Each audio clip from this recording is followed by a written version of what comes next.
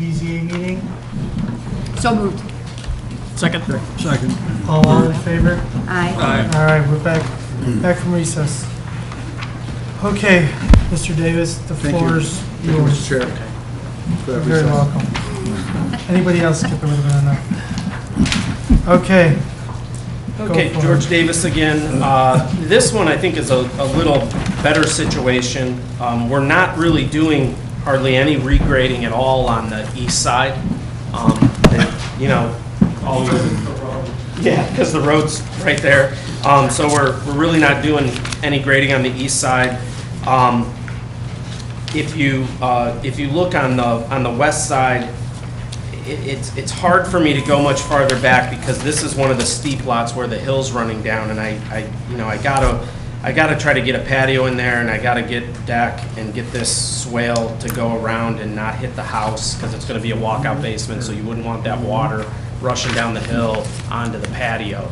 So I'm hopeful, you know, that we could sort of. Well, I'll defer to Chad, but I'm hoping he's a little happier with this grade than the other ones. I just kind of mention something. Sure. Another thing on this lot too is because it's like right at the extreme point where the cul-de-sac turnaround, the pavement's the farthest out. So the lot is really squeezed. If you look, we only have like 180 feet from the right-of-way to the back property line, and the pavement's only about 5 feet off the edge of the right-of-way. So we're really squeezed in the front for width to work with. If you look like at the other plans, the houses are sitting back farther, and this one's like sitting right on the front setback line, and they're just outside of that riparian setback line also. Yeah, I don't disagree with any of that. My issue, you know, what got brought up the last time is this whole ordinary high watermark thing, and not having the exact ordinary high watermark on the drawing. So is there a way that we can resolve that for this one? Because I don't want you to have to come back for this one. We want to be able to work through this and be done with it. What if I agreed that for every foot the high watermark shifted, we would shift the house back the same amount? So we would stay that same distance off the high watermark. Do we have a number for that? Do we know what that would be? I guess I'm a little confused by that. So if it looks like it's off some distance off the ordinary high water mark now, I don't know what that dimension is.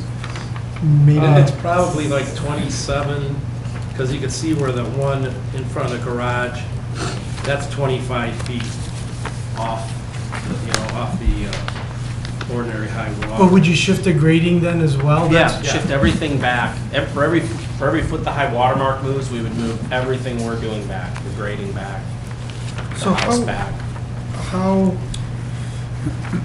are we going to handle this? How do we handle it? How about if we do just, the house is set like 27 feet off of it now, or the garage, closest point. Why don't we say that the closest the house can be to the ordinary high water is like 27. And if the ordinary high water mark moves, then the house and the grading will move. Yes. That additional area. Because the house can't move any farther to the east because it's right on the minimum setback anyway, right now. So if the ordinary high water moves in that area to the west, the minimum, the house has to be at least 27 feet off the edge of that, if that's acceptable. Okay.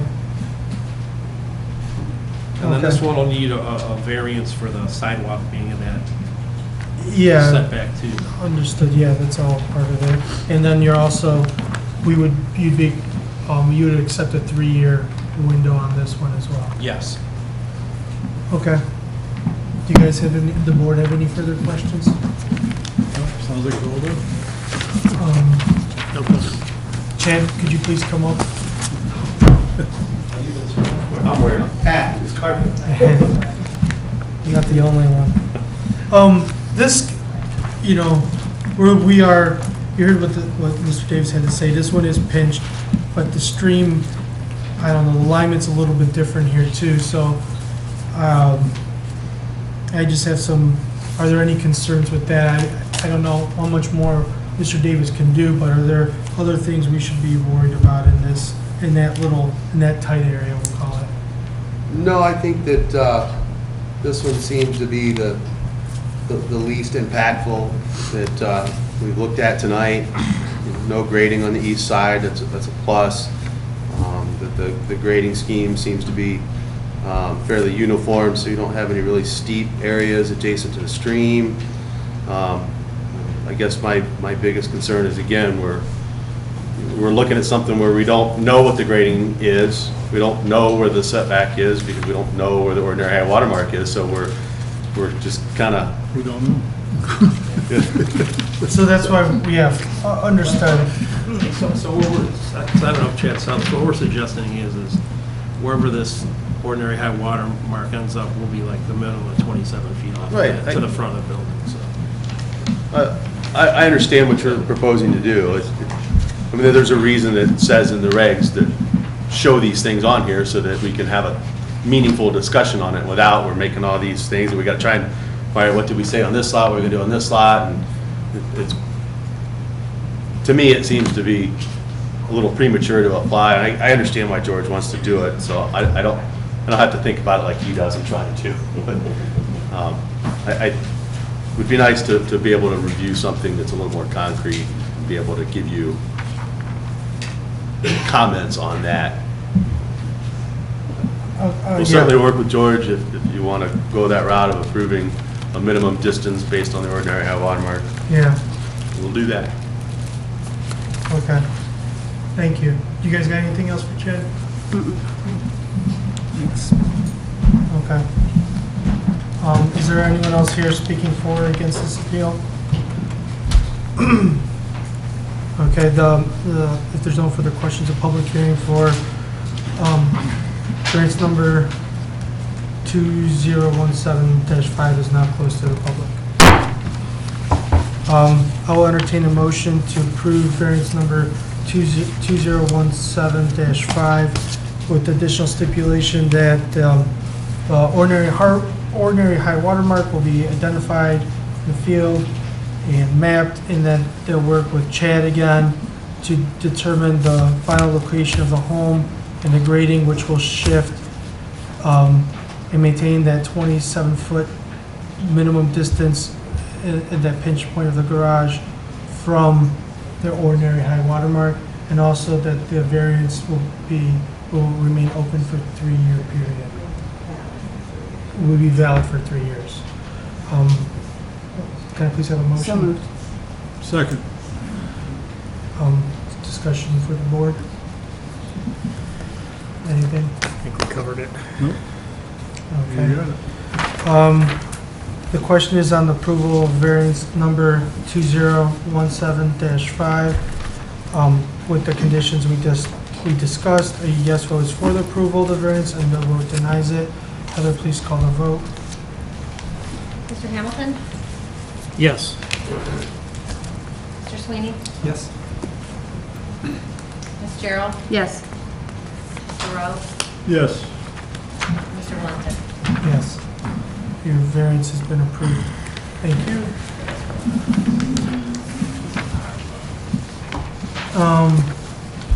Next on the agenda is variance number 2017-6. Mr. George Davis, representing Pro-Built Homes, is requesting a variance from section 17.04B and 17.07A to allow this for soil disturbing activities related to the construction of a dwelling, the placement of a concrete sidewalk with a 0-foot riparian setback in lieu of the 25 feet required for the property known as Sublot 101 of Mountside Farms, and being permanent parcel number 08-A-023-E-00-083-0 and 10-A-023-E-00-007-0. Second variance is also requested from section 17.08A and 2, which states variances shall be void if not implemented within 1 year of the date of issuance. Mr. Davis, the floor is yours. In this case, again, we're not doing any real grading on the east side against the street, and on the west side, we're pretty far off. You know what we believe to be the high water. Obviously, you know what I'd like to stipulate on this one is similar to the last one, where we would say that you know, we would say what are we here? We're we're House is 65 feet off of the right of way. off the right of way, but what are we off this high water mark here? Well, why don't we look at it this way, like what the Okay. rating is here to say it would be a minimum of 5 feet off. Oh, yeah. How about if we, in this case, I think the easiest way to do it, because we're not really grading down towards the stream at all, if we just said that we would maintain at least 5 feet of natural grade off the high water mark, which is, when you scale that, Chad, we're 5 feet off of it now, so if the high water mark shifted to the west, we would stay 5 feet off the high water. In that one location only, the rest of it needs to maintain what's shown on this drawing. Correct. Yes. Yeah, only in the pinch point again. Okay. You guys got any more questions for me?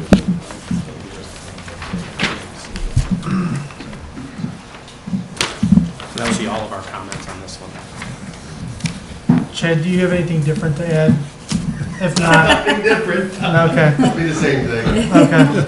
I don't want you to wear that carpet out. This lot, and remember back in October, I said, we get in these riparians in Bainbridge, and it's a lot by lot, and this is what you struggle through. And this lot, when you look at it, where the riparian goes through is a little deeper than some of the other ones, and this driveway actually comes down and then goes back up to the house. So just so we're limiting the amount of grading we're doing, next to the driveway, to try and limit that grading within that riparian area for the driveway. Understood. I mean, Mr. Davis, if you come back, for Chad's sake and ours, let's just try to make sure we get more complete drawings. We actually get that ordinary high water mark shown. Yep. We get that 40-foot area shown, because that's a big deal Yep. and helps us make our determination. And In the sidewalk. sidewalk, I know it's not typical, but Yep. when we have the whole picture, it's gonna save you and us a lot of time. Yes, I will definitely accommodate that. Hopefully I don't have to come back anymore. No offense, I'm hoping so too. We'll do better until lot 102. Yeah. We're still trying to figure that one out. Yeah. Okay. Oh, we look forward to it. So we'll see again. Okay. All right, is there anyone else from the public speaking for or against this appeal? George, you wanted the 3-year variance again? Oh, Yeah. yeah, we would request a 3-year time frame for the variance again.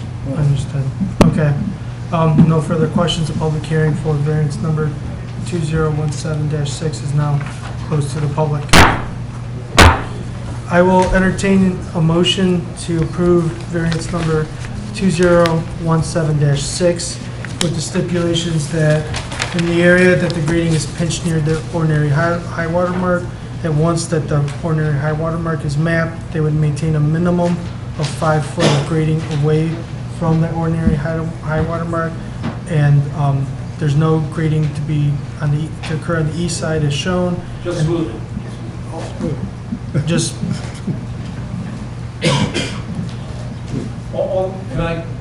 Only because it's disturbed now, because it was graded when they did the subdivision improvements, and it's not perfect, so okay, it's already been cleared okay. for the subdivision. Smoothing the grading, but no filling of any kind of grade in that area. And they'll work with Chad to review the ordinary high water mark, and the grading setback is maintained from that new ordinary high water mark, and that variance will be valid for 3 years.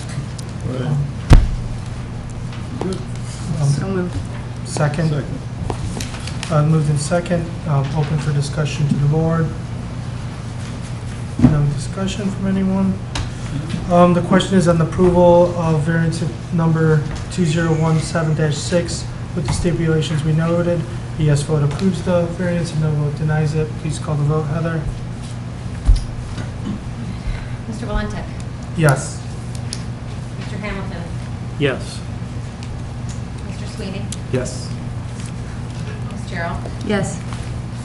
Mr. Rowe? Yes. Thank you for your time. Thank you, your variance is approved. Thank See you for all Heather your- before you go. Thank you for all your time. Thank you for calling Thanks. us gracious.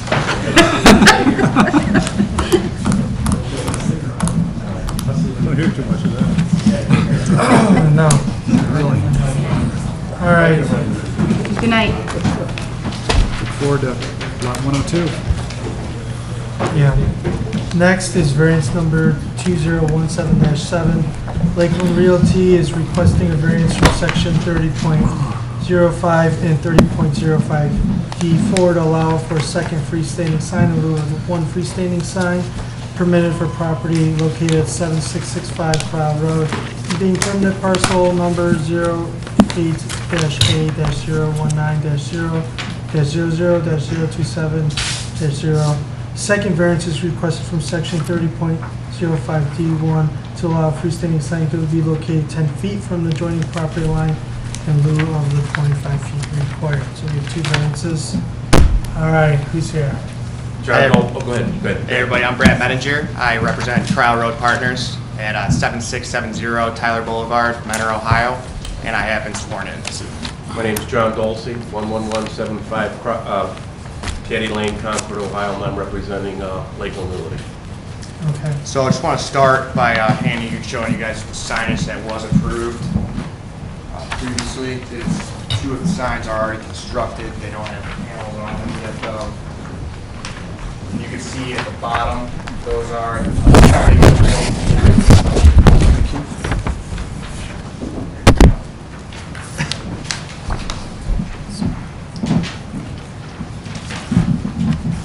so as you can see,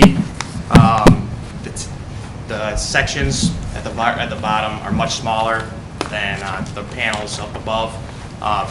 The parcel where the sign, we're proposing the additional sign to go, is owned by Lakeland Realty, which is underground leased by Crowell Road Partners.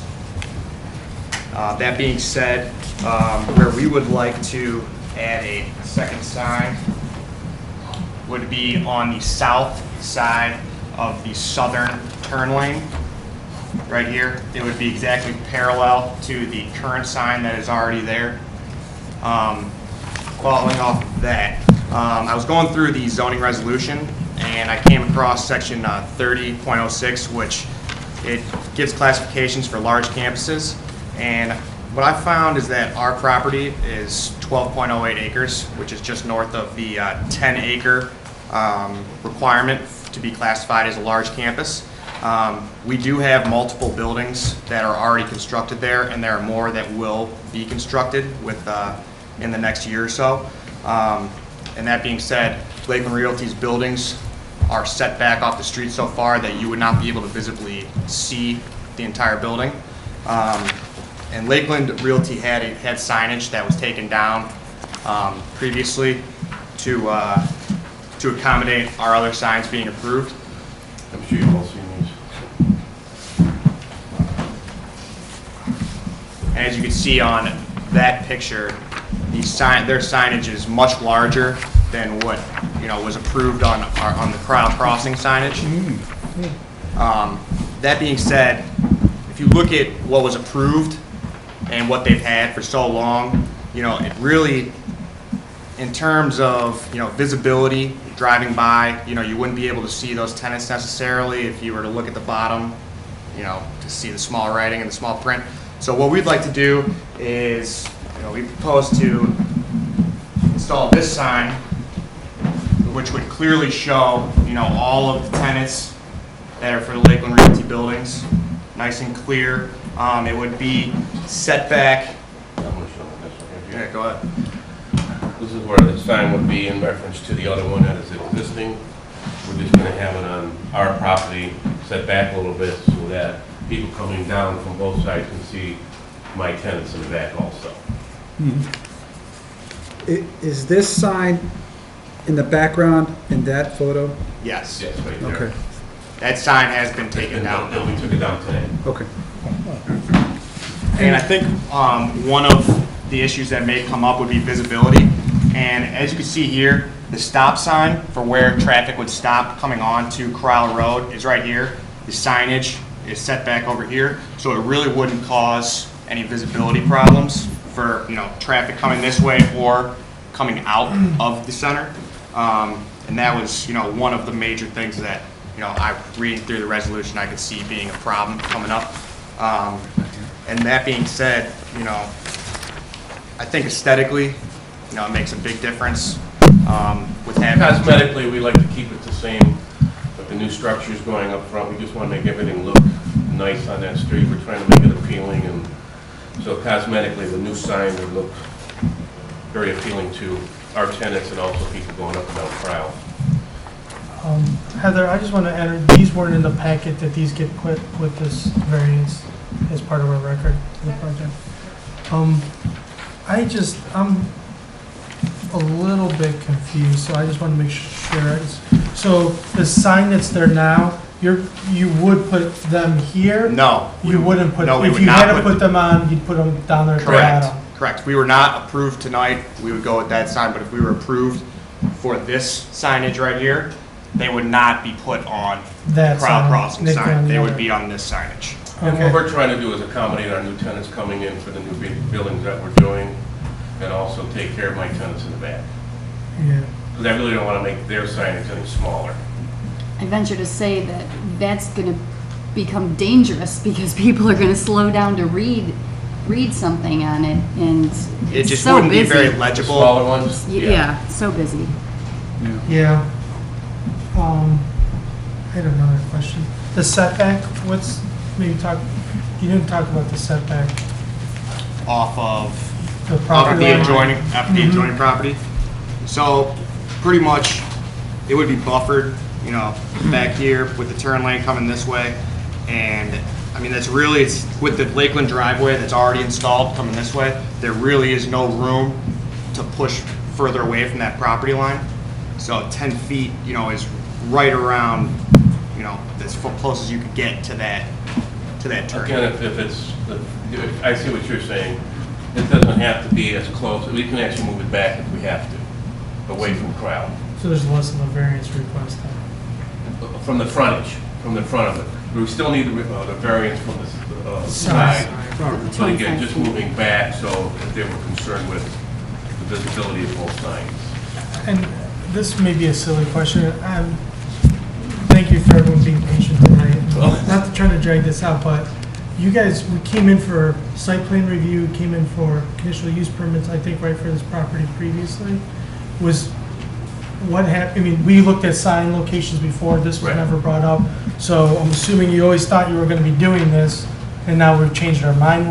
Just walk us through so we understand what happened there. Looking at the signage, when it was first went up, the two signs that we have now, in actuality, me being in the back and in front, I didn't realize the signs were going to be as small as they were up front. In fact, we thought they would be a little bit bigger. For some reason, the signage just isn't enough for the people my tenants in the back. And then when I saw that, and when talking to Lance, we felt that if it was possible to put up another sign for my tenants in the back, it would be helpful. Again, like, we have semis coming in the back. They're having issues now because, again, the big sign is down, they don't see anything. And to see a smaller, the Nortec in the back with semis, it could be a dangerous situation. Them looking for an address, because now we don't have an address on that sign because it is a different address versus the address up front. Our address in the back is 7661 versus the 7665. Pardon me? What is the address? 7661. Or 7665?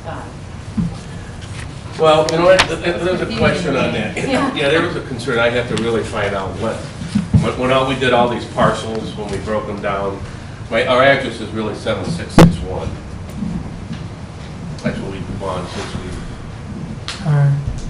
I just have one other, and maybe I'm thinking too far outside the box on this.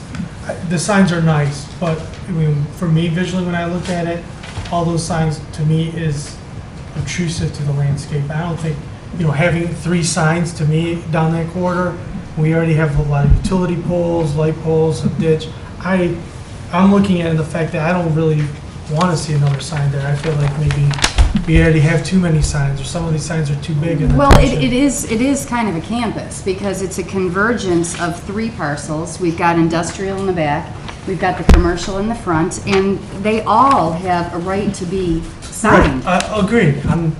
What I was going to get to is it, and maybe you guys have thought of this, could the one side that's on, the one that's built be the front tenants and this other new sign that's being built be for the people in Well, the back because it's by the not entrance really, anyway? it's not really set up that way.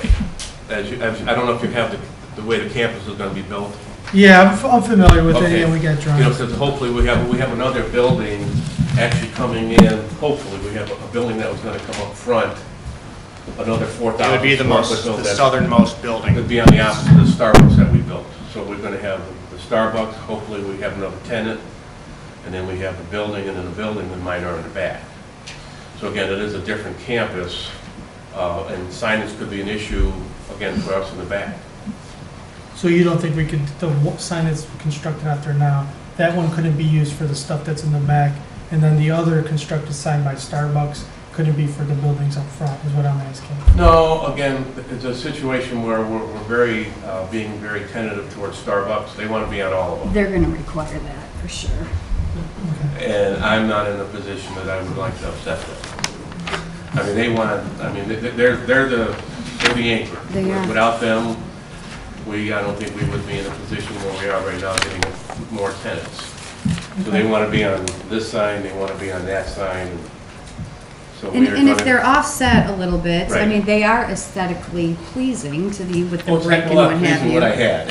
I mean, you know, you Yeah. gotta have another, monument there, but they are nice. And they'll be landscaped and, they'll, again, it'll be a lot nicer appealing than what we've had. that They we- will be landscaped? Yes, oh yes. Excellent. Okay. Anyone else have any questions? But I agree with Yvonne. I mean, I don't have a problem with signs. I just don't. I mean, aesthetically, they're very attractive. But if you're anything like me and you drive past a area where you're trying to get to an address and you see all of these names, it's a danger. But the It- numbers will it's- be on top. I understand, well, I get that, and that's what numbers are for, is you can spot a number 10 times faster than you can. I mean, just look at this sign and read down the list. Your eyes are off the road longer than looking at your cell phone. You mean the smaller one or the additional one? Anyone. Yeah, and it's just a comment. I don't know if you've thought of that, or Do you if have to anybody have else all has of those that small problem. panels? Well, I mean, that's, if it was fully leased, if Crowd Crossing was fully leased, then all the panels would be utilized. For someone, I understand what you're saying. Your I point- mean, to list every tenant out there in front, when you're looking at the plaza, That- you can see who's there. Yeah, that's my thing. I don't know. Yeah, I didn't see a I, reason that all the names need to be on in the first place. If you're like, I'm at I mean, it'd be even better if it said Cryle Crossing and then had the address. And that would be it. That would be, Well, the one right now in front of Starbucks does have Crowd Crossing on it. To answer your question, I think a little bit better is to bring a tenant in, to sign a lease with a tenant, 9 out of 10 times they want signage. They want signage right on the road so that people know. So if you're driving by, you don't have to necessarily be looking hard right to see, all the tenants that are there. You can drive by and, you have signage right there that you can see. There's deliveries and everything else that people, mailmen, they have to, everyone's got to know where these buildings are. I get the industrial, I think that's crucial, but as far as, you've got a bunch of tenants over there, you're gonna start phase 2 at some point. Some of those tenants are more important than others, and you can negotiate that in the leases as to who's gonna be on that monument. So I do think it's busy, and I do think it could, I said it already, I think it could be dangerous looking at all those. The industrial, there's not so many, but with the retail, I don't know, I just think maybe something else could be done. I don't have a problem with having 2 signs. I just think. well, we have 3 signs. The volume on Well, that at road. Starbucks, yeah. We have that one, another one, and then 2 at this drive, so there's 3 total. That's why my suggestion was, could we just have the one at Starbucks at that entrance, and it has all the tenants listed on there, and then at this other entrance, you would just have the commercial. We're not outlets. going to have, because one of the tenants is going to be the building behind them. So Yeah. there's another building eventually going behind Starbucks. Right.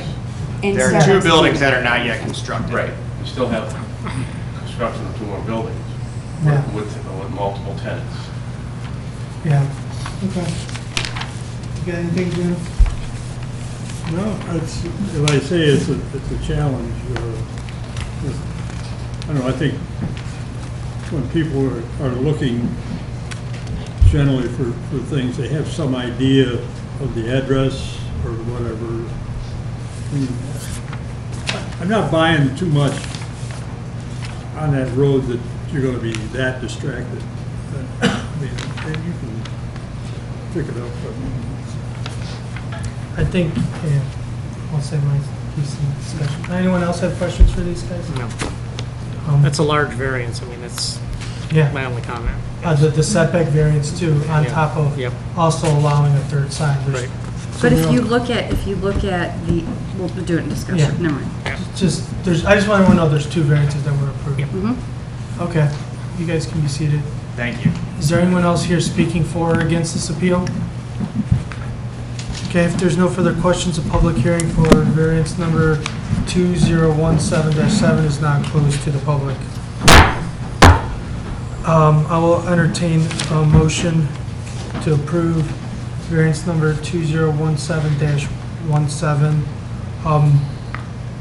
Can I add the stipulation that they're willing to move the sign back if the board wishes, or should we just wait for discussion? Did they state on record? They said on record they'd be willing to move it back. I don't know if there's much benefit to it though. They would have to agree to amend it Okay, to the 10 feet back. okay, maybe we'll just leave it for discussion if we think it's worth moving back. Approve the variance as it is now. Can I get a motion? So moved. Second. Okay, discussion on the board? I would just contend that, I agree with you that about this campus. We have 12 acres. It's essentially a mixed-use project, is, what it comes down to. I mean, we've got industrial, we've got retail. And why it wasn't presented on the original site plan, who knows? It may have been an oversight. Yeah, I think that's the crux of it. It was never thought of upfront. And now we're trying to find a way to address it. We're always doing this. Yeah, so, we gotta move on from that and figure a way that we could maybe address this situation.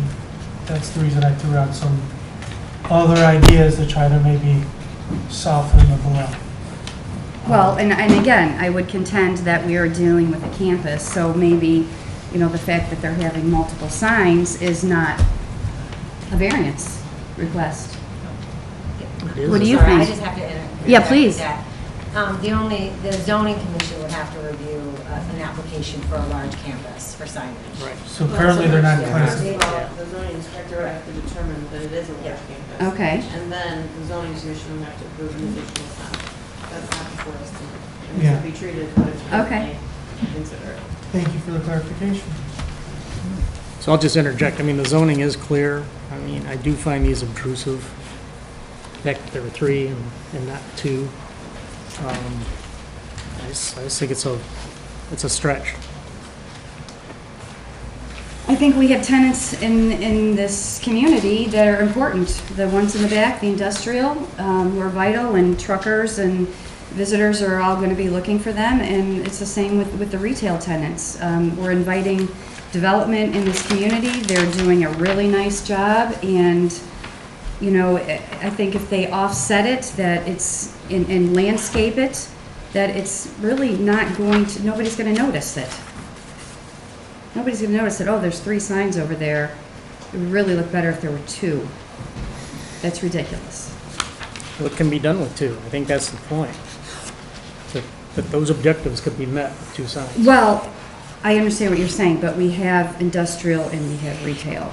They're different, and there's going to be different folks looking for that signage with the address for the industrial, and they need to be able to see it, and the same with the retail. Yeah, I get where you're coming from, Chris. The one thing that kind of helps that situation, or makes a case for that, is that this building 4 is kind of up front in that corner there, changing that, hiding kind of in front of some of those buildings, I suppose, too. And even if we shift that sign back 5 feet, I mean, It's it's, not gonna it's matter. not gonna matter, I mean, instead of a 10-foot, it's a 12-foot variance, at that point, I mean, it's still substantial variance, I don't think there's really a huge benefit, I don't think it makes the sign any better for them. So I just say leave the sign where it's at, where, you know, we approve it, if we approve or when we vote that, it's voted on as the sign in the current location. As shown. Jim, do you guys have anything for discussion? No, I agree that, as I say, we got a lot of stuff in the area. And, I think once set in and landscape and everything starts cleaning up and stuff, it'll all come together all right. Skip, you got anything? You good? All right. Anyone else on the board? The question is on approval of variance number 2017-7. A yes vote is for the approval of the variance, a no vote denies the variance. Heather, please call the vote. Mr. Royal? Yes. Ms. Carroll? Yes. Mr. Sweeney? Yes. Mr. Hamilton? No. Mr. Lundey? No. Your variance has been approved. Please see Heather before you leave. Thank you. Thank you.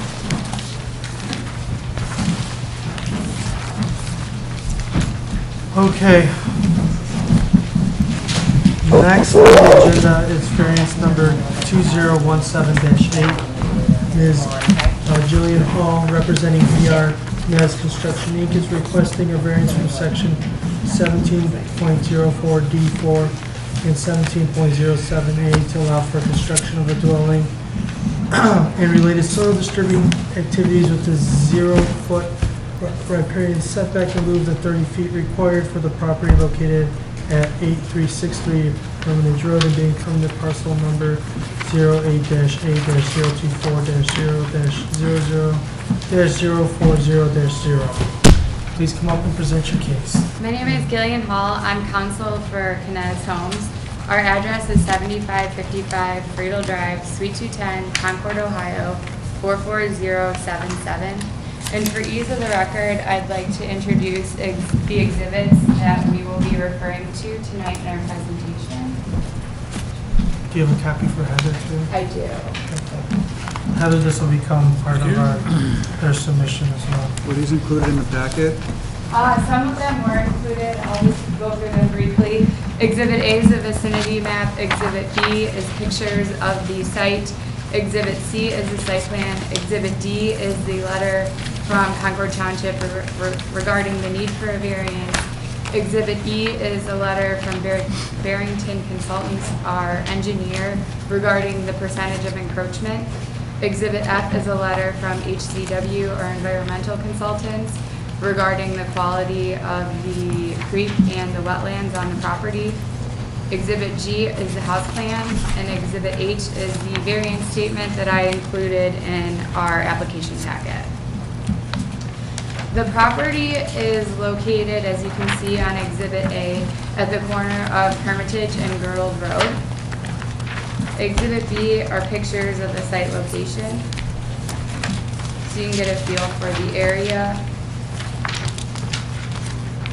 And Exhibit C is the site plan, and it shows the location of our proposed home and the required setback from both the creek and the outermost boundary of the wetlands.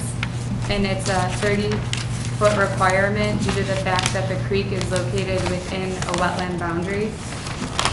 And so what I'd like to point out is, as you can see, it's kind of difficult to discern the setback line, but from the creek, we actually satisfy the 30-foot distance. What we don't satisfy is the portion that is required to be from the outermost bound of the wetlands. So the corner of the home and the garage are actually within the 30-foot setback on the boundary of one of the wetlands, but it does satisfy the portion outside the creek, if that makes sense. Yes, just a minute. It's kind of difficult to see, but if you guys, I can point it out. So the creek is located right here, and the setback from the creek is 30 feet out here. Because the creek is located in a wetland boundary, we have to maintain 30 feet from all edges of the wetland. As you can see, the wetlands take up a majority of the parcel. So what we're asking to encroach on comes to about 12% of the total setback requirement that we need to maintain. And you can see that as it, in Heather's, the zoning inspector's letter, Exhibit D, it's saying that we're asking for a 0 feet riparian setback. We are maintaining it over a good portion of the site. In Exhibit E, our engineer calculated the actual distance of the total setback, and what's required is 0.3943 acres.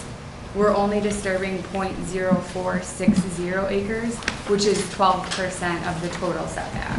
So we don't believe that our request is substantial because it's a mere 12% of the total. If you look at, I'll let Ben from HCW discuss his letter in a bit, but if Exhibit G is the home that we're proposing to build on the lot, and we think that that is consistent with what's in the neighborhood, and we're asking for relief from the riparian setback because we don't believe it would be consistent with the neighboring properties if we ask for relief from the front yard setback or other required setbacks. So we are asking for the riparian setback in order to keep the line of the street consistent. We believe that'll, fit better with the characteristic of the neighborhood. And without the variances tonight, we would have no use of the property. So as you can see, the wetlands take up such a substantial portion of the property, we wouldn't really be able to do much. Is this is the actual footprint of the home that you're building in? Yes, it is. Is this home sold? We have not sold it yet because we didn't want to sell it to anyone unless we know for a fact that we are able to build it. We have a lot of interest in it. But we just haven't. Is it being built on spec? That's what we are going to do. That's what we plan to do, but we do have interest in it. So it may end up selling once, we have confirmation that we can build it. And when did Mr. Kness buy the property? Well, we signed a purchase agreement prior to the enactment of the riparian setback, but due to the lot split process, it wasn't completed until after the ordinance was enacted. So this was part of a bigger parcel? This is just one of them? Other things have been sold off. When you guys did the lot split, were you guys aware of the wetlands at that time? The wetlands? Yeah, the stream and the wetland features, when you split the lot? We were aware of the wetlands, not the, it didn't exist when we started this. Well, when you split the lots, you're looking at creating buildable lots, right? I'm just trying to understand, that's why I'm asking these questions. So when you split the lots, you're trying to create buildable lots where you could parcel off and sell homes. At that time, when you split them, the riparian code was in place, or was? When the lots were actually split, it had been in effect at that point. But when we started the process, it was not in effect. Because it took us a while to do it. So it was. Okay. When was the purchase contract signed? I don't remember the date off the top of my head. It was for. Maybe if you're gonna speak, you have to come up on. We had significant delays because we had to get soil inspections, so all of that had to be done. So you were doing your due diligence? Yeah, we had been doing that for months, and so we had finally reached a point where we had everything approved. The lots were split. I think that we had 26, it was split 26 days after the enactment. So we were doing due diligence, we had everything done based on our due diligence studies, and then it was split. I would think due diligence would include finding out of what the zoning resolution is all about. And, I mean, Mr. Canes has, you know, been building homes in Concord for a long time. Yeah, but I mean, you can't dictate how quickly you can get somebody out to the site, and there was weather conditions that we couldn't, you know, we can't predict when we're gonna be able to have our soil studies done, when we're gonna be able to submit to the health department for septic approval. I mean, all of that stuff takes time, and a lot of that is out of our control. So, I mean, we tried to move as quickly as we possibly could, but obviously sometimes things are outside of our control. So it's still not clear to me then. So when you split the lots, did you know there was wetlands on site when you split the lots? All these, how many did you create? 6, 5? I forgot what you said. It's 6. 6 sublots. So when you split the 6 sublots from the big lot, did you know there was wetlands on site when you did that split, and that you would have to work around The them? wetlands are, yes, we knew that there were wetlands on site. And I obviously didn't see the lot split submittal, but there's some submittal to the county, right? Do you show, I'm a little familiar, but do you show the septic? Do you have to show septic, and you had to show the building location on that lot split? Yes. Okay. So, I mean, we had everything, and I don't know if that's maybe a little bit outside the bounds of our hearing tonight, because we're here, you know, No. I'm not trying, I just want to understand what you guys knew about the property at the time when you split the lots, that's all. Just trying to. yeah, we did have to have that all laid out for Lake County when we submitted our applications for the split. But obviously, at that time, you didn't realize that there was riparian setbacks that impacted that when you looked at it. Has the septic system been approved that's shown on here? Everything has been approved. You know, I think we have to go back individually for each lot, and so we've had all that submitted because we'd like, you know, to build this as a spec home.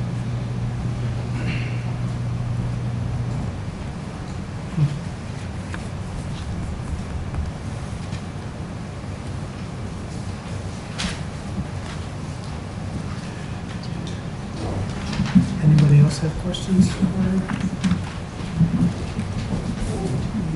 Not at this moment. Any questions? Is there anyone else that wants to come up and present?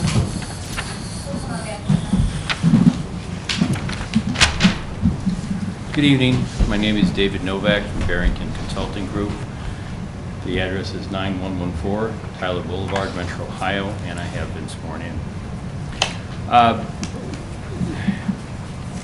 Sitting through this meeting for the last 2.5 hours, you know, we've heard a lot of, you know, about riparian setbacks and high water marks and various other things. And a couple of things that I took away from all this sitting here for the last 2.5 hours was that I heard the word compromise quite a few times. I also heard, you know, the amount of variance, or the, you know, the percentage of variance. And the only thing that I'd like to point out is that this particular lot, as it sits today, is 80,869 square feet. Out of that 80,869 square feet, when you take into account the wetland, and then you add on top of that the 30-foot buffer that's required by the township code, that unusable area is 60,914.97 square feet, which is 75% of this parcel because of governmental regulations as far as wetlands go, local regulations because of setbacks for wetlands and so forth. 75% of this lot isn't usable. And what we're asking for, the amount of area of the total square footage is really only 3% that we're going to be affecting by this variance, if you look at it for the entire lot. So it's minimal, because again, I heard Mr. George Lunka talk about the house over there in Noble Ridge, that it was 9 square feet.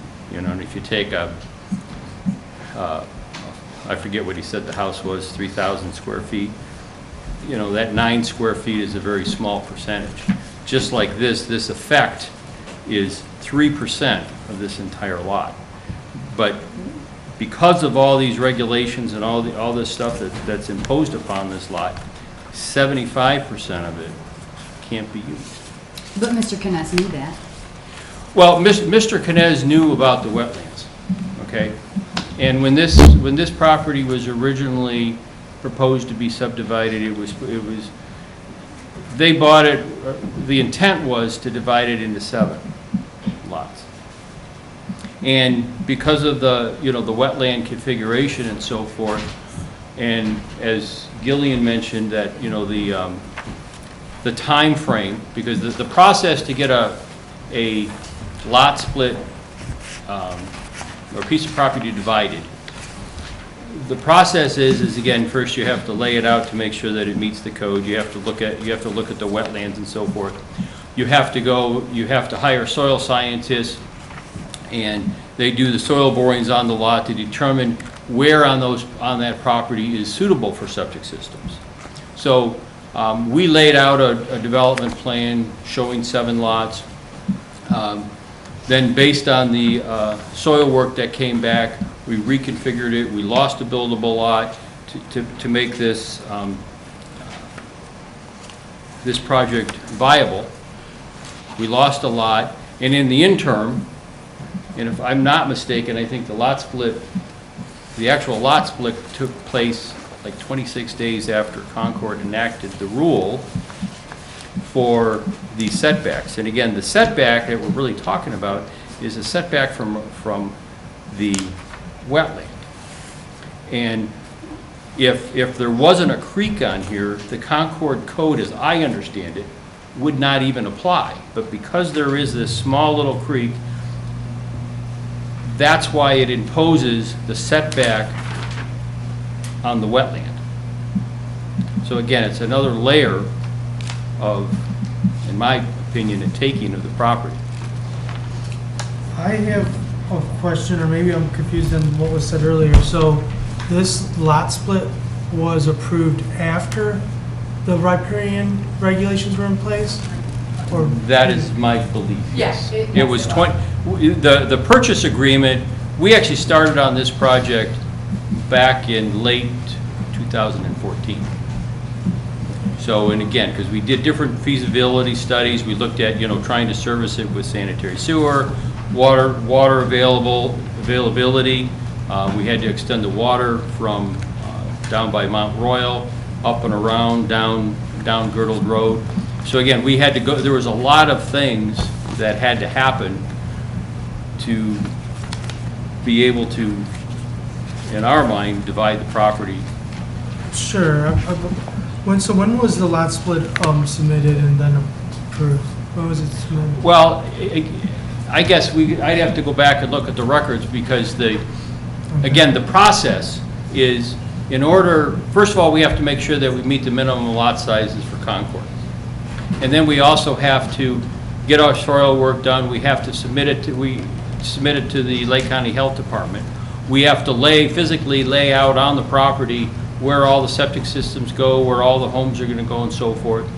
Then the health department has to come out and do a site inspection, and they have to approve or disapprove those locations. And the first time that we went through the process, they didn't approve it. That's when we had the 7 lots. So then we went to the 6 lots.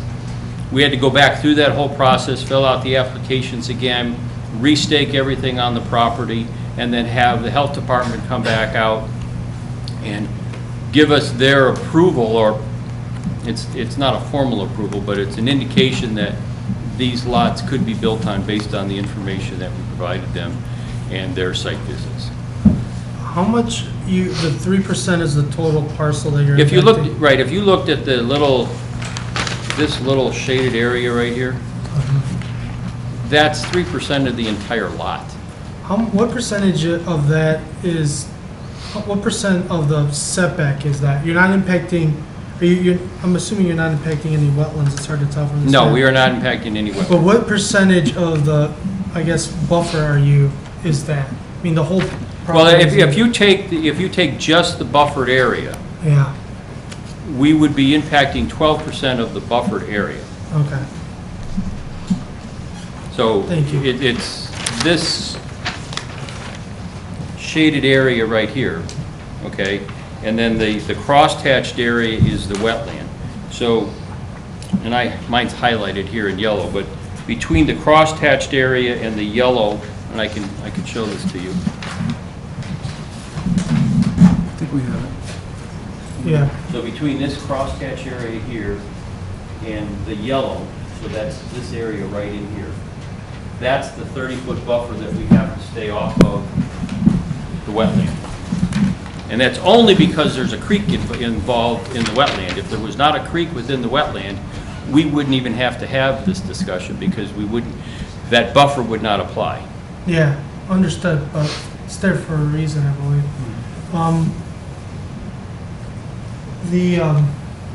Can you really build that thing in that blue shaded area? I mean, I believe what you say. It just seems like we have to dig a foundation in a basement. There's going to be a backhoe, and because my understanding is this encroachment, if approved, you got to fence that off, and Which we will do.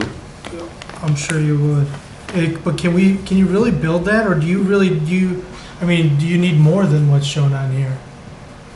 Well, more would always be nice, but again, it's. Is this feasible in your Yes, opinion? in our opinion, it is feasible. Okay.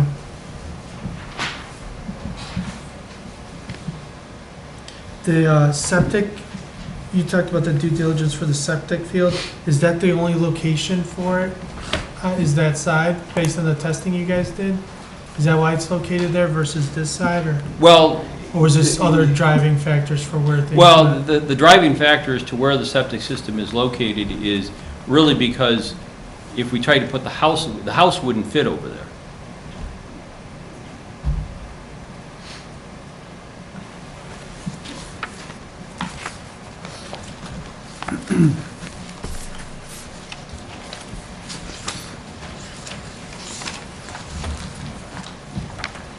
How, the house doesn't fit over on that side? How close is it to fitting? Just curious. That would be difficult for me to answer, because again, then, we would also, if we push the house all the way to the south side of the lot. You need a front yard setback. Well, maybe?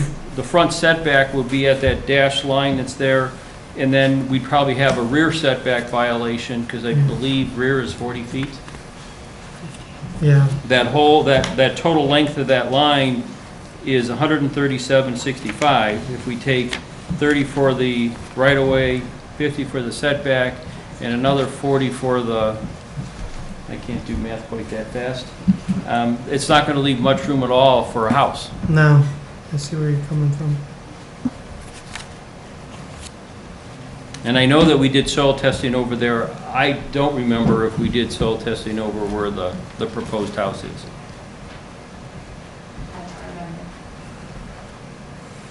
Anyone else have questions for Dave? No. Is there anyone else from? Go ahead. Yeah, I do. Yeah, Thanks. Is the, I understand the volume argument and the placement options, but I guess, are you contending that your client did not have notice of these restrictions prior to? That is my I don't know if belief.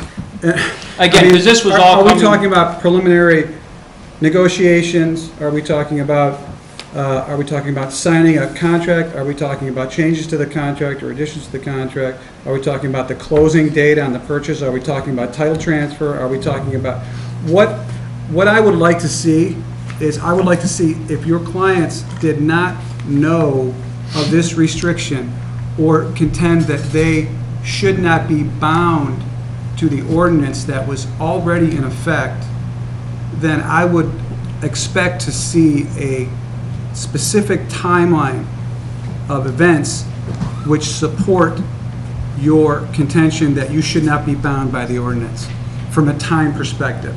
You're telling me there's so much, everything takes time. If it took so much time, then I think it would help us make our decision if that was shown to us, how much time was expended and how your client could not possibly have known of the ordinance in order to be bound by it. But that's what I would like to see. I don't know if you can respond. but- I'd have to defer Sure. to Gillian, because I can't answer when contracts were signed and so forth. Sure. So I remember hearing that the actual lot split happened, 26 days sticks in my mind is when actually the lot split happened. And I can tell you also that, you know, we do this type of work for a living, and I personally was not aware of the new ordinance until after it had already been enacted. I'm continually amazed by contentions, and this is not the first time, where people do not know of ordinances. And you're, you know, with all due respect, you guys are professionals. You do this every day of your life. You eat, drink, sleep this stuff. Okay? And for something to be so oppressive, potentially, to your business, to not know about it, it's just, it's disingenuous. I'm sorry. Yeah, I just want to clarify about the knowledge. The Duncan factors, knowledge is just one of the factors that there is to consider, but it's not dispositive of whether a variance can be granted. And it explicitly says that in Duncan. It's one of 7 factors, and you know, those aren't the only factors that you're able to look at either.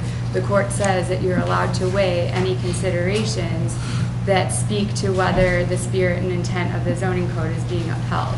And we believe that the intent of the zoning code is to protect the riparian. We are doing that in this situation. We maintain the buffer and we create a safe distance from the creek.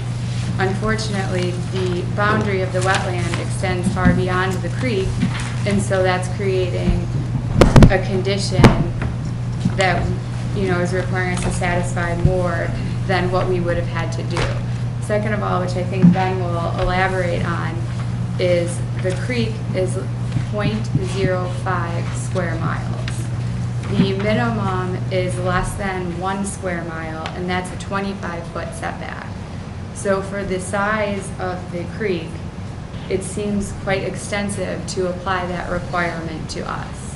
So not only, you know, leaving knowledge aside, when you're applying that ordinance to our specific case, it seems quite excessive when the area of the creek is minimal.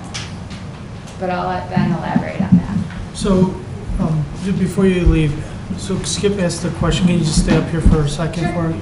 Skip asked the question on the timeline, because you guys did so much due diligence up front, and and it's still unclear to me and Skip, it sounds like that you're not, or there isn't a definite answer of if you knew when the lot split occurred and all that was submitted, if the ordinance was in place or not in place at that time. I personally did not know that. I can't speak for him. I did not know that that was in place. And we obtained the lot splits from Lake County without a mention of it, so I didn't know at that point either. Well, I think you excuse me, you know, we're talking about 26 days for the lot split. I mean, when was the decision to place the house, and when, that's when the practical difficulty attaches, I think. And not when the lot split occurred. That had been done far before that, because we had to have that submission in place when we had our, you know, soil scientists go out there. I don't remember dates, but I know that we had signed the contract. You want them? Yeah. Delineation was done in September 2015. What was? September 2015. The What was done? Delineation. Okay. Your setbacks were enacted July 2016, July 15. The application for the lot splits were submitted to the Planning Commission November 7th, 2016. So you've got 2 weeks in July, all of August, September, October, and then the first week of November between the enaction of the setbacks and the application for the lot splits. Now, I understand the process to choose, but those are your dates. And I would have to confirm that, because I don't know off the top of my head. Her date for that, yesterday. Excuse me, Heather, was there any kind of advertisement of these? I mean, obviously you have contact with these builders all the time. Did we send them a letter? Did we do anything? With any zoning amendment, we typically don't send direct letters to any I mean, I'm residents just or asking, you know, builders if or there were any contractors efforts for made. anything. No, nothing in addition to what we would normally do for any type Okay. of zoning amendment. Public But- hearings at but the there's zoning public commission hearings on level. it. Yeah. Yeah, when we've done We it. had several work sessions at the zoning commission level before they initiated the amendment. Public hearing at the zoning commission, and we had 2 public hearings at the trustees. And meetings. were there builders present at those hearings? No one showed up.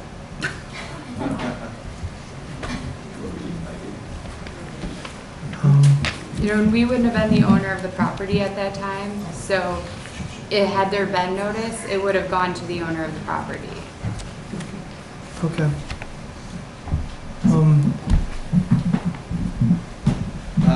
I'll state my name again, Ben Latouille, HCW 6105, Heisley Road, Mentor. I have been sworn in.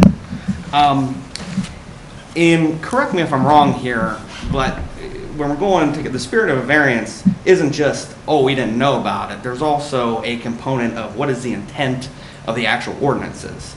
And in here, if you read the ordinances as they are recorded, the only clear intent is protection of streams. Because if it's a wetland and there's no stream in it, you don't have to, you can build right up next to it. You know, put a giant cement wall right next to it, nobody cares. That, you know, there are no ordinance about just wetlands. So if we're looking at the protection of the stream, the other thing we get from the ordinances is that it is related to its quality and its size. Larger streams, higher quality, higher setbacks, more protection. And that funnels down to the lowest tier of 1 square mile, which is a significant stream, getting 25 feet. This, you know, this stream is so small, it's not even on USGS stream stats, which is a really good site to calculate how big a stream is, the drainage area. We estimated that at 0.05 acres, so 5% of 1 square mile. So, I mean, if you extrapolated that to 25 feet, and that's not what we're even saying to do, you'd get 5% of 25, which 1.75. I can't do the math right now. So, if you look at the site plan, not only are we more than 25 feet away from the stream, we are also, the way that water will drain off this property, it will drain to the east. In the stream is to the south.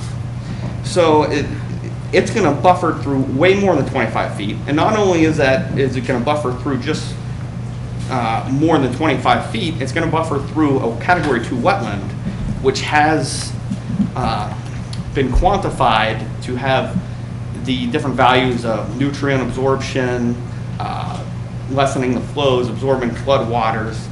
This water, when it reaches the stream, is going to have a lot of buffering to it. And we believe that this variance, it speaks to the spirit and the intent of these ordinances, the protection of the stream. We don't think that this house is going to have any appreciable effect on the stream. It's essentially our professional opinion at HCW. Question on the, for the board, so it's clear, you said it's a Category 2 wetland. Can you kind of walk us through 1 or 2? What are we looking at? Sure. As the ordinance state, it refers to the Ohio Rapid Assessment Method, method of classifying the quality of a wetland. In Ohio, that methodology calls upon 3 types, 1, 2, and 3, 1 being low quality, 3 being high quality, 2 being of moderate quality. If I'm going to be honest, 2 is a pretty broad category. I would say 85% of the wetlands I classify are Category 2 wetlands. So if it's broad, is this, if you were to tilt it one way, is it tilted more towards a 3 or a 1? In that big wide range there? I did do the data sheet, how we quantified it as a 2. I don't recall off the top of my head. I think it was in the high 40s where you need over 60 to be a 3. I think it was very middle of the road. Chad, you don't have that, do you? I don't have the ordinance, but I remember being hospital. Okay, thank you. The stream being so small and having a small watershed, does that mean this is the beginning of a larger system? Is this what you call a headwater stream? That is true. But that also negates some of the, the purpose and the intent talks about having a flood-prone area to make sure that floodwaters aren't coming out and grabbing extra nutrients. Say, if you didn't have riparian setbacks and you said, here's my 55-gallon drum of fertilizer, I'm going to put it 5 foot next to creek down there, and it gets washed away, you have a problem. Floodwaters are not going to come towards the house. It'd have to go 50 feet with this very small watershed. That's highly unlikely. You'd need a 1,000-year event to get over there. So that's where I'm speaking of when I talk about the small size of the watershed and stream. Yeah, okay. So does that mean that this stream is a better quality stream because it is a headwater stream, or no? That's not necessarily true. No. There is some confusion because the state has changed its mind many times about the quality of headwater streams. It's still a flux as to what they want to protect and what they don't. Currently, they've come out with a system where some watersheds are considered high quality, and even streams within those watersheds that are of lower quality are dragged into higher quality systems because they want to protect what's downstream. Does that mean every stream coming off the top elevation is a high quality stream? No. Really, to really evaluate the true quality of the stream, you have to look at the biology, and that is very atypical, even at the state level when it comes to permitting. So. There's nothing to suggest that this is any high quality stream, is what I'm getting at.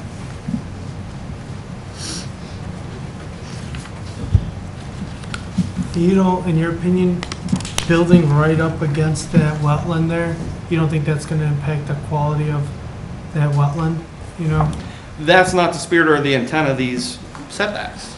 It only talks about streams. As I said, if that stream didn't touch that wetland, this meeting wouldn't be happening. You can butt up right against it.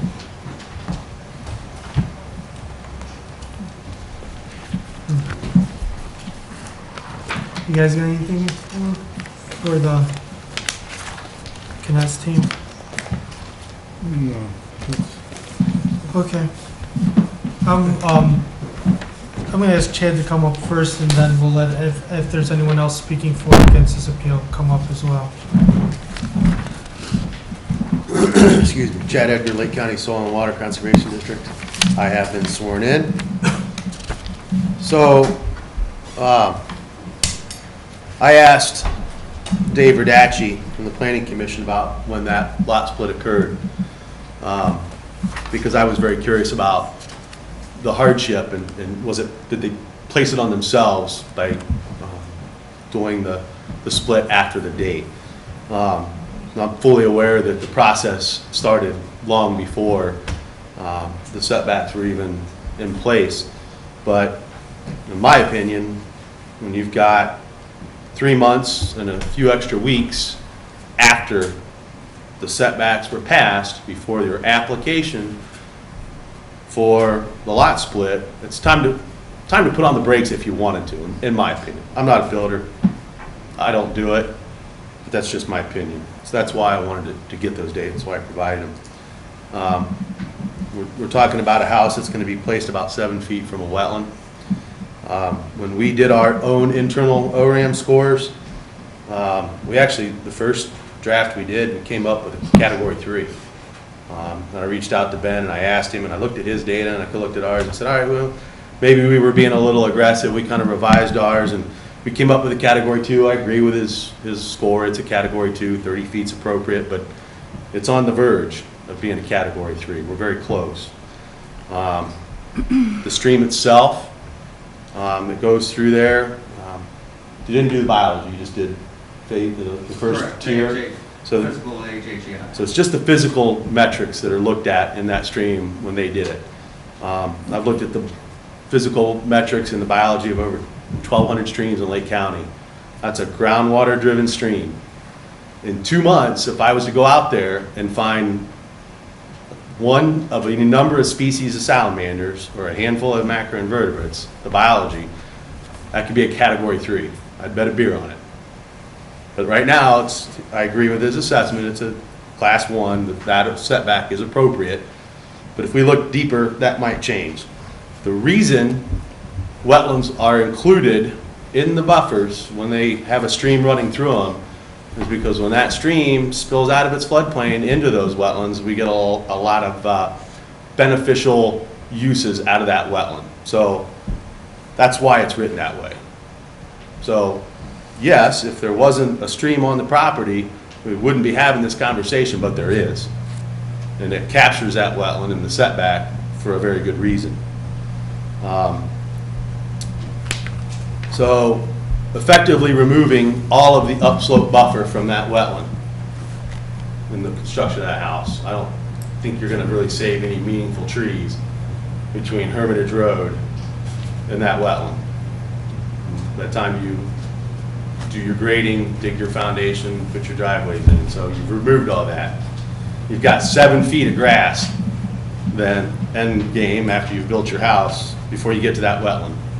In a pretty crappy shallow soil with shale down about 48 inches, 5 feet, unless they did some borings and it's changed, but according to the soil survey, 40, 60 inches. It's going to get compacted when you drive your track hose back and forth across it and your dozers across it. So your impervious area is at best a few inches. So your filtering capacity is non-existent. The layout is discharging stormwater into that wetland. If this was a subdivision and they said, we're going to treat our stormwater by putting it into that wetland, they would not be allowed to do that.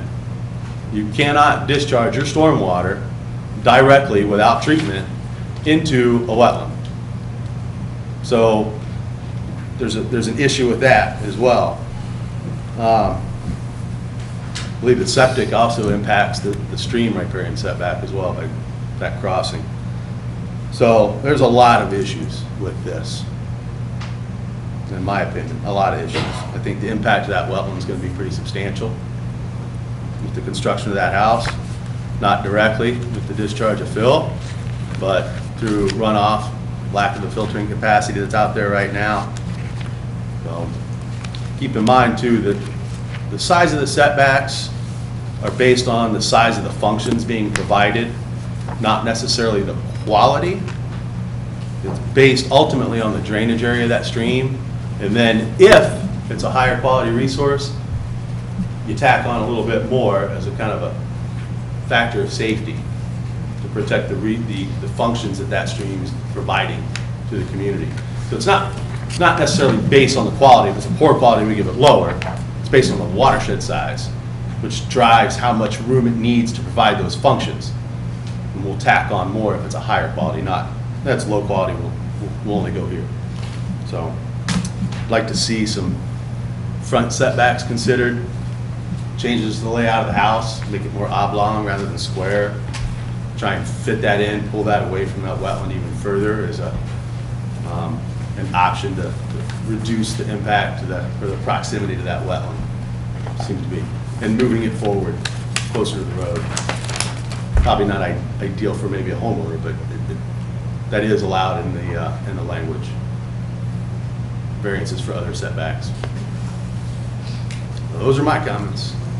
Thanks, Chair. Thanks. Questions? You guys got questions for Chad before he sits? Is there anyone else speaking out against this appeal that would like to come up?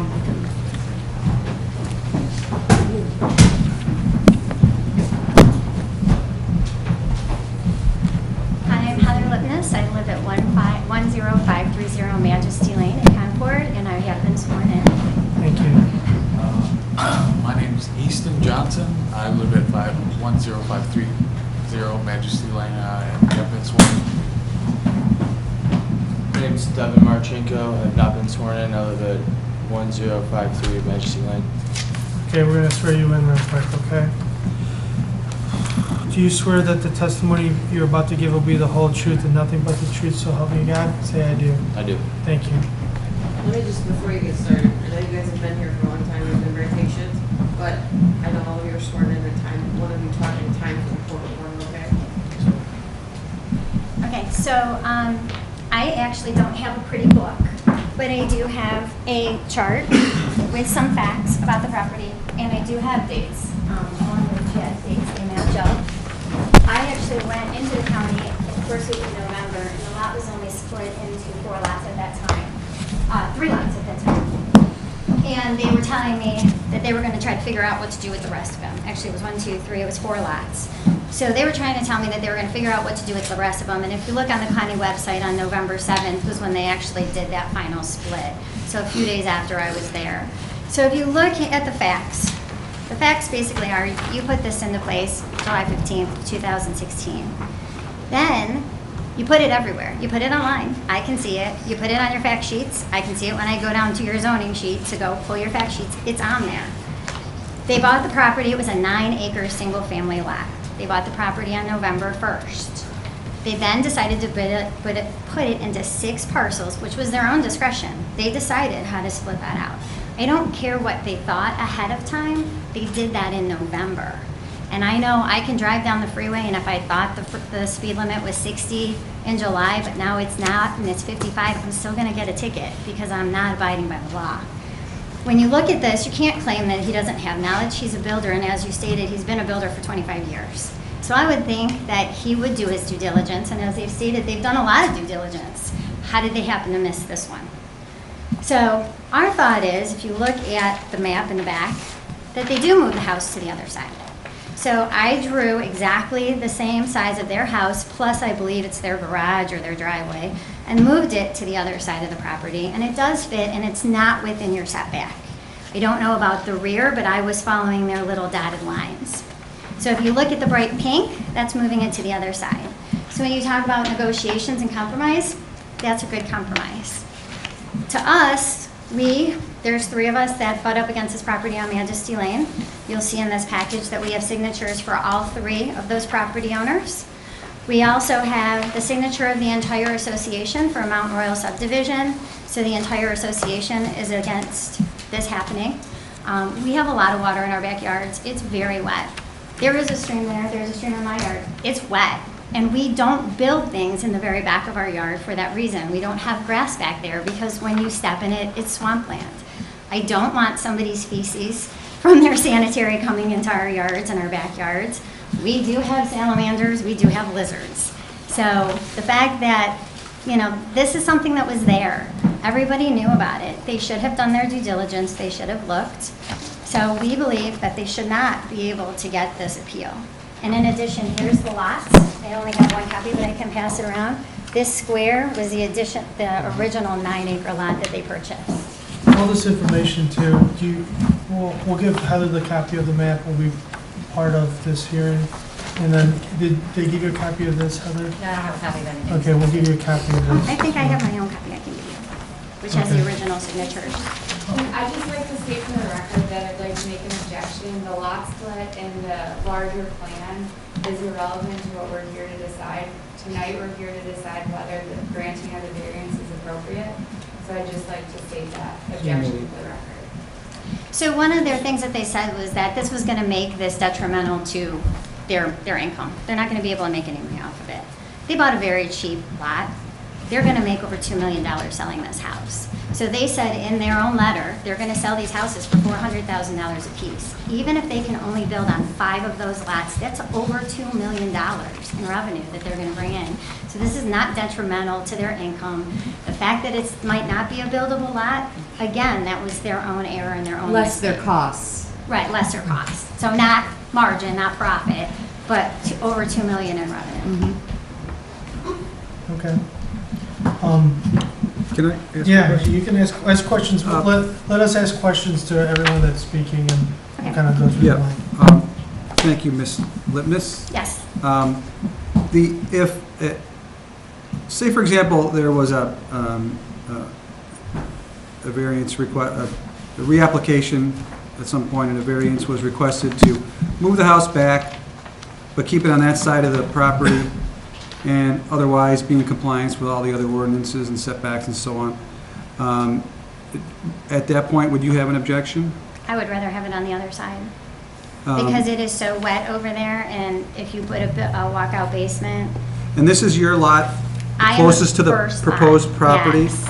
and you say in the back there, like, the back of your lot is wet all the time, when? Winter, spring? All the time, all the time. We actually found a natural spring. We actually just found one the other day, but it's always wet. It comes from Hermitage and it comes straight down. Hermitage is very steep, and the way, if you actually look at this land, it comes down and then it has a grade. Well, yeah, and right across the street, it almost Yeah. goes straight up. Exactly, yeah, so we have a ton of water always in our yard. And that regardless of the season? Yes. In all your yards? Well, we live together. Yeah, we're together. Actually, he can testify, but we have a natural spring that runs out of where the road is, runs out, and the way our backyard is, it tapers to this house that's going to be built. So that natural spring that's always running water is going to be flowing towards this new built house, and they're going to be building on this building a house on this property, which is going to be pushing water back into our yards. Okay, so just to get back to my original question, so if there were changes made, compromises achieved, and that was, you just don't want it on that side? I would rather have it on the other side, Okay. so that whatever grading and they do is furthest away from our properties. Okay. But the Thank you. leach field is going to be over there towards you. I'd be okay with the You're leach okay field as with long it? as it's not what Chad said about any excrement going into the wetlands. Right. I would not want excrement in our wetlands. Okay. Yeah. Craig Martini, I live at 10550 Majesty Lane. I've been sworn in. And just to reiterate what she's saying, we live right next door to her, and our yard is a swamp, pretty much. You can't do anything in the backyard, it's just mud. And when you get to the tree line, the trees are falling over constantly back there because it is so wet, and that's basically how a wetland is. You watch the trees grow tall, then the root system fails and the trees are falling everywhere. So that's basically what we have back there. And I contend that that wetland actually exists because the stream goes into there. And if that stream wasn't there, this wetland wouldn't exist. So to say that if there, only because there's a stream, this is an issue, well, I contend that this stream is why this exists in the first place. So to say that it's not an important factor seems silly. And you're the second lot in from Hermitage? Second lot. Okay. My name is Kim Seplow. I live at 10550 Majesty Lane, which is the second lot in. I've been sworn in. And I'm just here to say that I'm against this as well, because our yard is so wet. And my concern is, they're going to put a structure there. They're going to be displacing a lot of soil. And the water is going to have to go somewhere. And I'm downstream from that. And I'm concerned that I'm going to even have more water. And I mean, I can't guarantee, I'm not interested in, hoping that it doesn't happen, that it doesn't get more wet. So that is something that is a big concern to us. Thank you. Thank you. Thank you. Thank you. And the Jerubs, which own the third property, they did sign what you have in front of you. They were not able to be here because it's spring break. And also our homeowners association wasn't able to be here because they had other obligations. But they did sign the letter saying our entire development is against this. Okay, thank you. Anyone else that would like to speak from the group there? Sure. Anyone that's here is allowed to come up and speak. I'd like to just quickly address some comments that were made that I felt were detrimental to all builders where it was made. Just say your name. Oh, George Davis, 7962 Butler Hill Drive, Concord, Ohio. I'd like to say there was many comments made that no builders showed up at the when the ordinance was being discussed. The Home Builders Association was never contacted by the trustees. And I know for a fact that they reached out to many groups on the other side of the aisle. The watershed partners were reached out to, such like that. So if the trustees or staff would have reached out to us, my staff, for example, is in your offices here monthly, if not weekly, getting permits. If someone would have made us aware of it, we would have been there to speak about it. I think the whole system is broken. People put it in the newspaper. It only goes in the printed newspaper. After this event, I resubscribed to all the print newspapers so I can read the legal notices, because when you go to newsherald.com, the legal notices do not appear. Okay. So the whole way that governments notify potential interested parties is broken with the legal notices that they do. All right. So I just wanted to say that. Mr. Knez is a good builder. He did his due diligence. It didn't exist at the time that he did the due diligence, and then it got put in place as he was moving through the process. Okay, thanks, sure. Would you state in the event of a zoning change. All of the required notices were given by Heather and the public hearings were held. So I just want to put that in the record as well. Thank you. Yeah, come on. Oh, is there anyone else that would like to come up and speak? No. Okay, go ahead. I just wanted you to be able to hear everybody No, that's else right, before thank you. I was just talking to Dave, I mean, we would be willing to move the house up. I don't think it's possible to flip sides, because the house that we would build would only be able to, it's, 7, if you, Come on up, Dave. So it's, we'll do it together. again, as I mentioned before, that the depth of that property on that site is 137.65, and if you take off the right-of-way, that's including to the center of the street.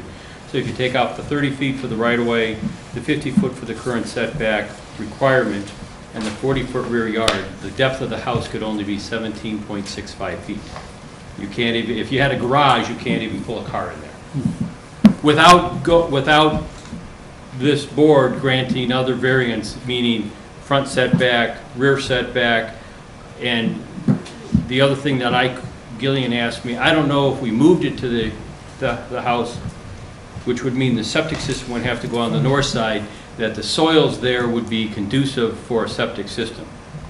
I don't know where we took those soil samplings from. You said you had to move the septic at one point. Where was it before? Didn't you say that? Or somebody said that? Again, I know that we originally, this was laid out. Okay, according to Chad, we do have a boring on both sides. But again, are those borings conducive for a septic system? we don't know. We don't know that. Okay.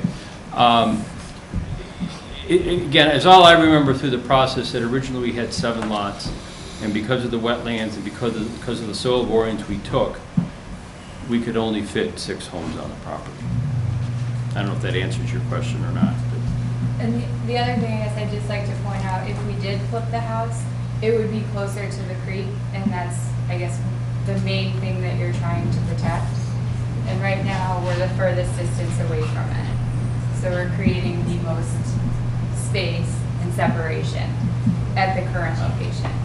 But, you know, I mean, we'd be happy to table it and go look at other options to bring back to you. And if it's, you know, I mean, we'd like to work with you. If it's your preference to request a front yard setback, then we can look at that and see what that would look like. But I guess from saleability and just consistency with the neighborhood, we are trying to maintain the front setback. Would you have enough, and you might not know this answer, Dave, if you do have a boring, you may or may not, if you guys came back in a month, would that be enough time to look to see if you could even put a septic system on? Sure. I mean, what Chad showed me indicates that there was a boring sample that was done where the house is. That's enough time. So we should have the information. We would have to be convinced that it would happen is we would want to look at the soil sample. We would want to re-propose the septic system there, send it back to the health department to get their approval. Because again, every agency, everybody looks at things from a different viewpoint.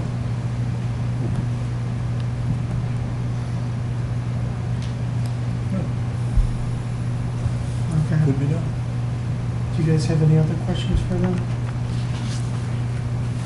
Do you guys have anything else that you want to add? I guess procedurally, how would we go about tabling? You'd have to request that you table this. Yeah, you would have to request it if you wanted to do that. I'd still would like to keep this whole, even if they ask, if they ask to table it, we would vote.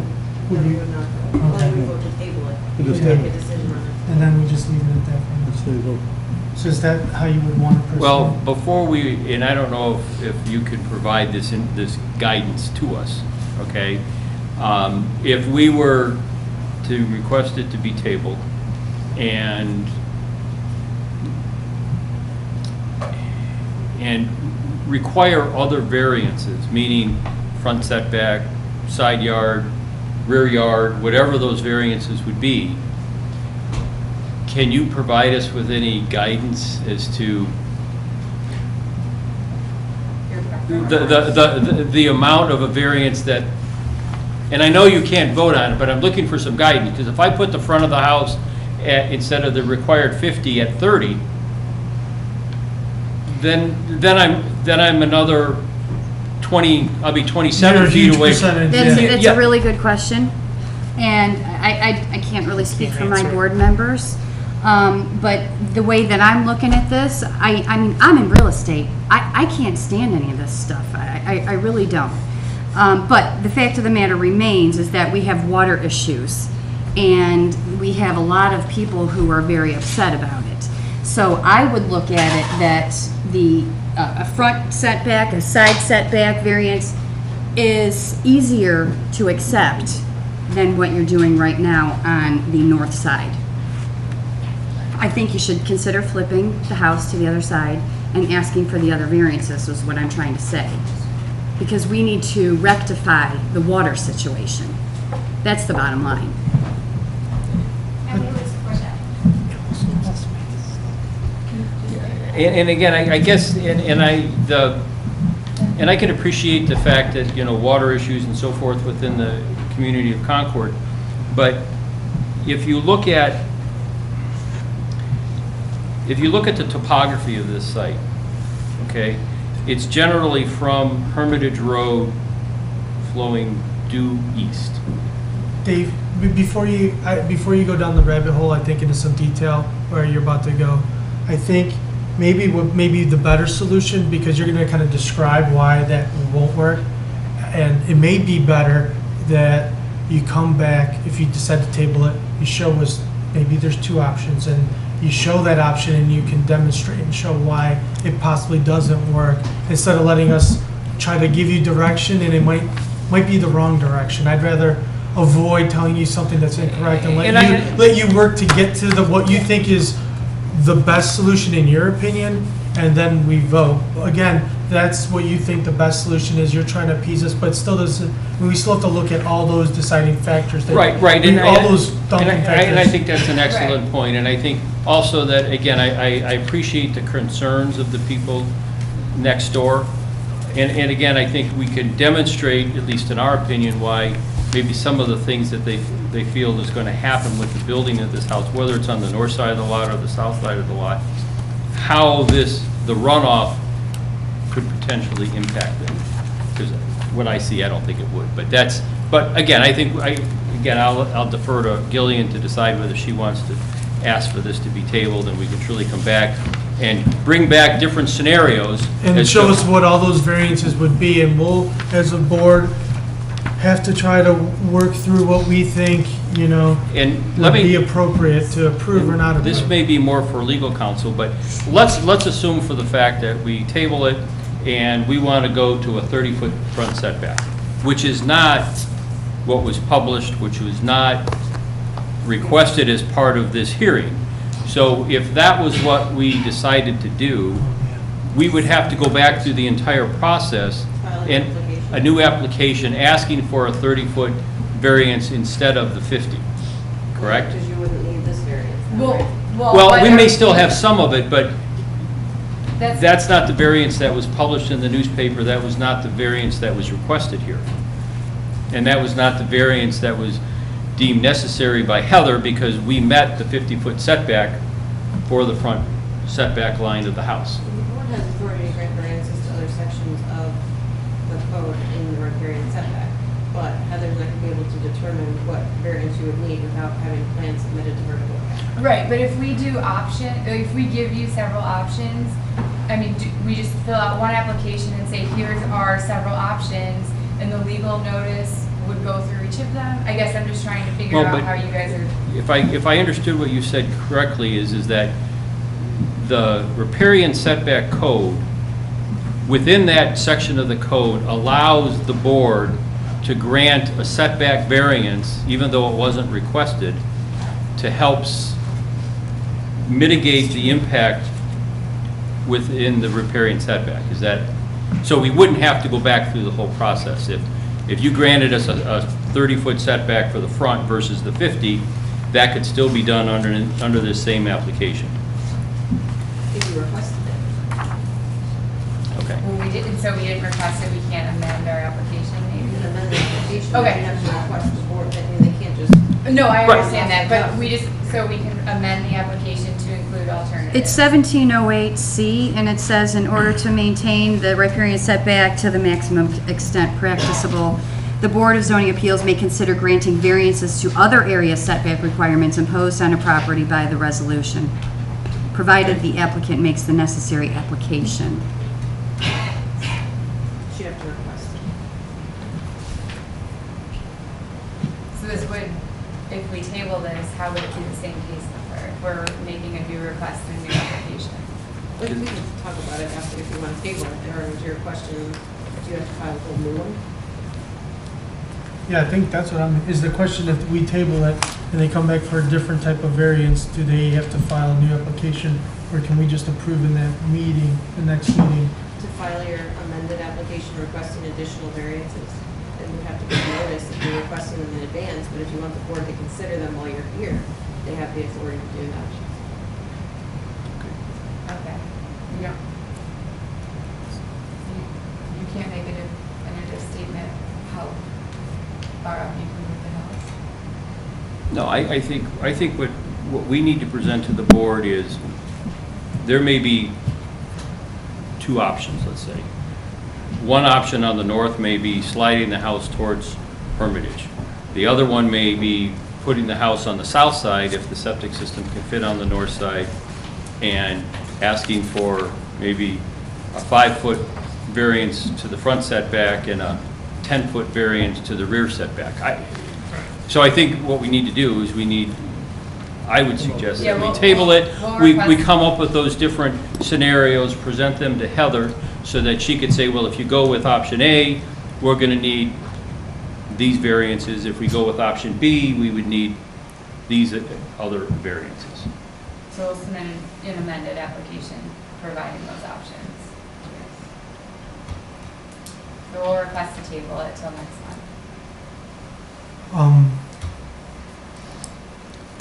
When you come back, and you guys can do this however you want, bring everything you can think of that's gonna help us make our decision either way.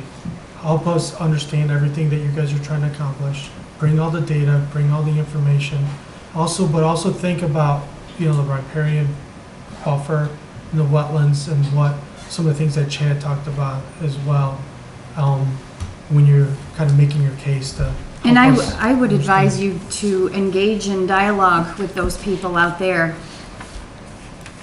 Let's make it work for everybody. I mean, that's the bottom line.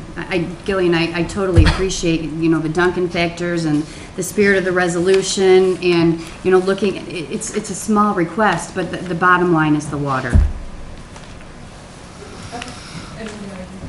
So, I'm gonna throw out a motion to the board, per the request of the applicant, that we table this to next month, and they would come in with a revised. If they decide to do that. Yeah, potentially a revised application, if they decide to do so. All in favor, say yes. Yes. Yes. I need sorry. We need a motion. Yeah. Anyone first? So moved. Second? Okay, all in favor? Aye. Okay, it's been approved. Well, thank you Table. again for your time. Thank you. Good luck. Thank you.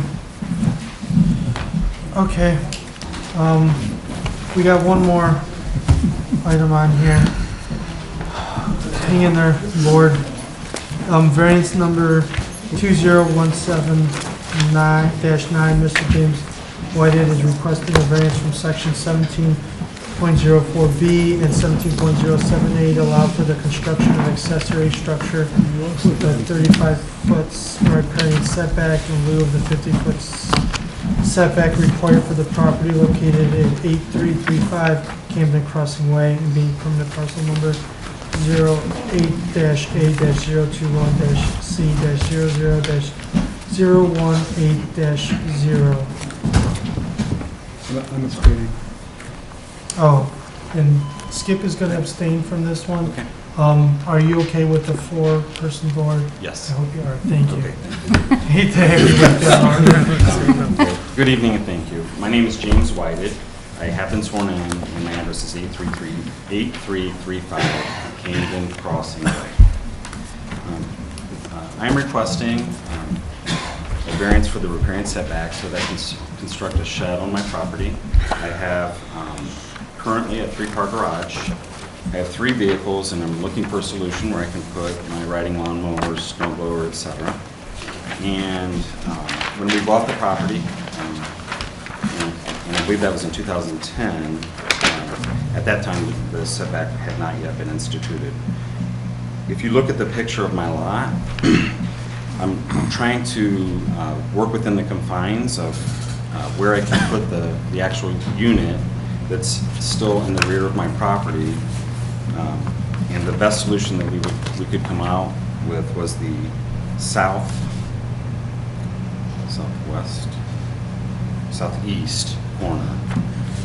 What you can't see on this picture is there's actually 5 pine trees that are in between the 2 yards. So to put it up beyond the line, there's already an existing structure there. I mean, the trees are already there. The trees are right here? Correct. And I have some pictures if that would help. Yeah, that would help. Thank you. What about this side over here? Putting it on that side. So on the other side, I'm running really against the same issue over there. And one of the challenges over there is it would be extremely visible from the street. So I'm very concerned with the aesthetics. And what the picture doesn't really give you appreciation for is the topography over there. It's very sloped on that side of the property. It would make it very challenging. Looks like a ravine. Is the yard, is that turf in there already? Like, it's already been cleared, it's functioning as turf in there? So yeah, what you can kind of tell from the picture, if you're looking down towards the left, those mulch beds were already there when we bought the property. And then that kind of wraps around and ends where that swing set is in the back. And then if you were to continue that, all of that was already, the lawn and everything was already there. And I have pictures of that to show. I did label the back for you to reference on as A, B, and C.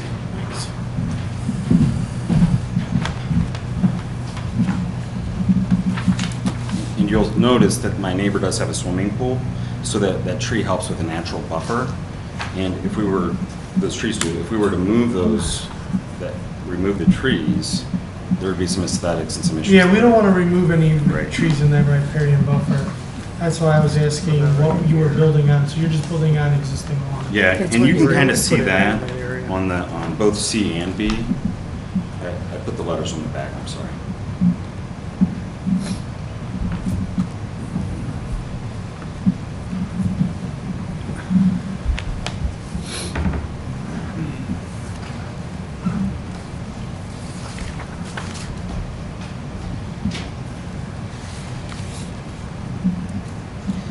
I didn't mention prior, I don't know if it matters what the construction of the shed is, or if you don't need that information since it's just a riparian variance.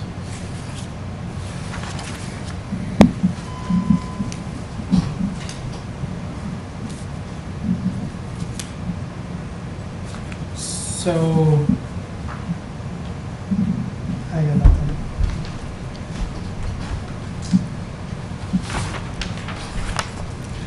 You guys have any other questions? No, I mean, you're not digging a foundation for it, obviously. No, I talked to, I am using Pinecraft as the construction for the shed. They spoke earlier and gave you a copy of the brochure, and I do have that with me. He mentioned that they use a number 57 limestone for the foundation. And then also, we would be putting the silt fence around during that construction phase.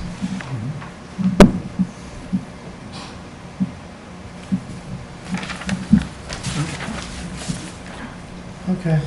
I'm sorry, the physical size is? Yeah, the actual, the shed itself would be 12 by 14, and Paul said he usually uses a foot around, so the foundation would be 14 by 16. You think this is pretty close to 12 by 14 on here? I know you're... Paul drew that, so yeah, it's probably pretty close. It's pretty close. Okay. Yeah, that's 15 feet. Yeah, that's pretty accurate. Okay. When did you plant the trees?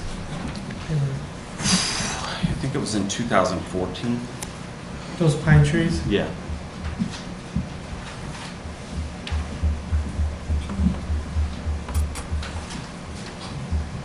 Okay. Is there anyone, are we good in here? Is there anyone else speaking for or against this appeal that wants to come up? Anybody awake? There you go. Chad Edgar, Lake County Soil and Water, I've been sworn in. So Sydney and I went out and looked at the site about a month ago. It sits pretty high on the landscape. It's certainly not going to encroach in the flood-prone area of that stream. It is existing lawn, not losing much there. Yeah, I really don't have any real issues with the placement of the building. You know, I think you could request that. Is that place set that's in the aerial photograph? That wasn't there when I was out there. It's gone. Maybe asking for a little bit more buffer on that back lot where it's all turf lawn up to the property line. Maybe a compromise would be to add 5 feet to the back of that, and it's a no mow anymore. Just let it revegetate back naturally. Get a little filtration, water quality treatment benefit out of that as a compromise, but I really have no issue with the proposed shed and its placement. Okay, this is what's clear for the board is what I think I heard you suggest is that this is all turf through here on the back edge. If we request, it's up to us to decide if we want to request that he stops mowing maybe potentially 5 feet of that turf, so. So that's 5 feet and that's 10 feet just for clarification. You see what's. That's up to the board if we want to decide to ask the applicant if he's willing to do that. What that would do is create more natural buffer versus turf lawn in that area.